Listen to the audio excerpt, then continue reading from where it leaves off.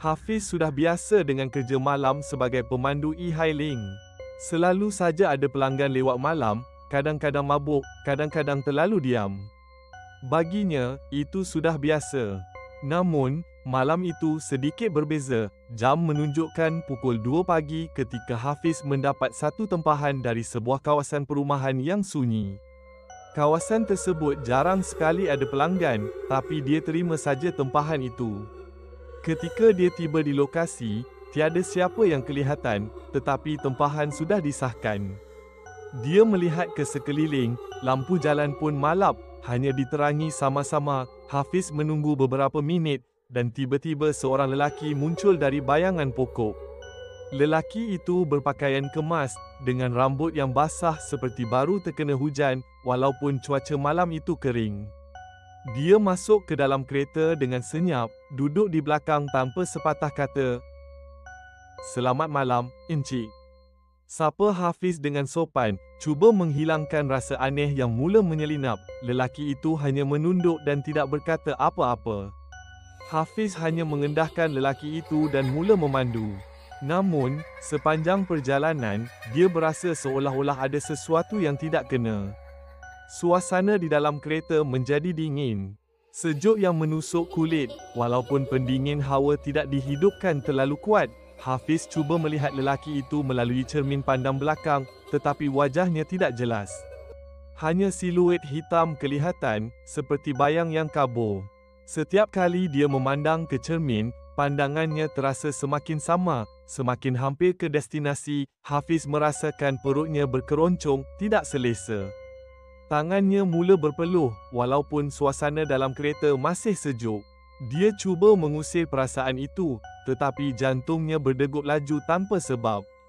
Tiba-tiba, terdengar bunyi pelik, seperti sesuatu sedang menggesek-gesek di dalam kereta. Bulu tengkuknya meremang. Bunyi itu datang dari belakang, tempat lelaki itu duduk. Seolah-olah ada sesuatu yang menjilat, sesuatu yang licin. Perlahan-lahan, Hafiz melihat ke cermin belakang sekali lagi, dan kali ini, wajah lelaki itu kelihatan, mukanya pucat, dengan kulit yang merekah. Mulut lelaki itu ternganga luas, dan lidahnya menjulur panjang, menjilat kesan darah yang berbekas di lehernya sendiri. Darah hitam yang pekat mengalir perlahan-lahan dari luka di lehernya, dan lelaki itu menjilatnya dengan rakus. Hafiz tergamam. Tangannya menggigil di stering, dan pandangannya mulai kabur kerana rasa takut yang melampau. Dia mahu memberhentikan kereta, tetapi kakinya kaku. Wajah lelaki itu semakin jelas dan semakin menakutkan. Matanya kosong, tanpa kehidupan, dan senyuman kecil terukir di bibirnya yang dipenuhi darah. Tanpa sedar, Hafiz sudah sampai ke destinasi. Dia memberhentikan kereta dengan tangan yang menggigil dan hati yang berdebar kencang. Nafasnya terasa berat, seolah-olah dia baru saja berlari. "Encik, dah sampai," suara Hafiz tersekat-sekat, tiada respon. Ketika Hafiz menoleh ke belakang untuk memeriksa, tempat duduk belakang kosong. Tiada siapa di sana. Kerusi belakang bersih, tiada tanda-tanda kehadiran lelaki itu, tiada kesan darah, tiada bunyi aneh. Hafiz menggigil. Hatinya berdegup laju, dan tangannya masih terasa sejuk. Perlahan-lahan, dia memandang keluar tingkap, berharap melihat lelaki itu keluar. Namun, tiada sesiapa di luar. Telefon Hafiz tiba-tiba berbunyi, membuatkan dia tersentak. Pesanan baru masuk. Pelanggan membatalkan tempahan. Dia memandang ke skrin dengan mata yang tidak percaya. Bagaimana mungkin lelaki itu membatalkan tempahan, sedangkan dia sudah tiba di destinasi? Dan yang lebih menakutkan, bagaimana mungkin lelaki itu tidak pernah keluar dari keretanya? Hafiz cuba menenangkan diri, memujuk hatinya bahawa ini mungkin hanya ayalan. Hafiz tidak dapat melupakan malam itu. Setiap kali dia cuba menepis ingatan mengenai lelaki misteri yang menjilat darah di keretanya, bayangan seram itu kembali menerpa.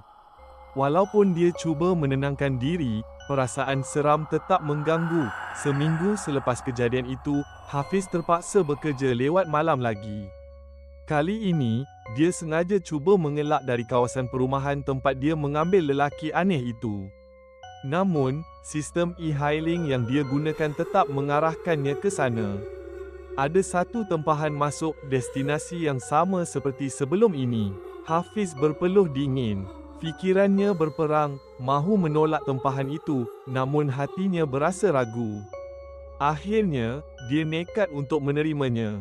Ini hanya kebetulan, dia berkata pada diri sendiri, cuba menenangkan debaran yang semakin kencang. Sampai di tempat yang sama, kawasan itu sunyi seperti biasa. Hafiz memandang ke arah tempat lelaki itu muncul sebelum ini, dan dadanya semakin berat. Hatinya berdegup lebih kencang bila dia lihat sesuatu yang bergerak di bayangan pokok. Tetapi, kali ini tiada lelaki yang keluar, nafas Hafiz semakin pendek. Dia mahu menunggu hanya beberapa minit sebelum membatalkan tempahan, namun perasaan gelisah semakin menghimpit. Tiba-tiba, kereta Hafiz bergegar sedikit, seperti ada sesuatu yang berat duduk di kerusi belakang. Hafiz cepat-cepat melihat ke cermin pandang belakang.